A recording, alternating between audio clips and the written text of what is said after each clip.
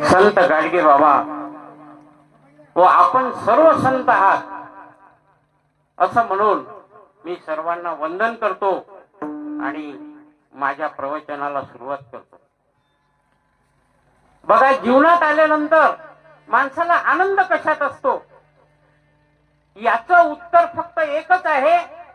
माणसाच्या जीवनात आनंद पाहिजे असेल तर त्याच्या जीवनामध्ये सत्संग असणं अत्यंत महत्वाचं आहे. संतांची संगती असणं अत्यंत आवश्यक आहे.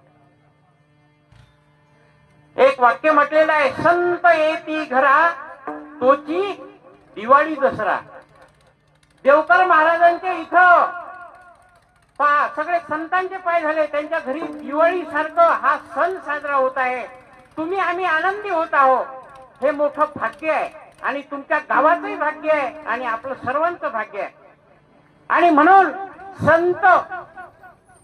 संतांचं चरित्र, संतांचं वाङ्मय, संतांची दिलेली शिकवण ही प्रत्येक माणसाने काय केली पाहिजे, अंगीकारली पाहिजे.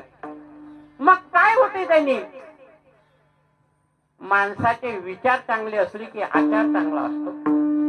आचार चांगला असला की सवयी चांगल्या असतात आणि सवयी चांगल्या असल्या की माणसाला कर्म चांगलं करावंसं वाटते.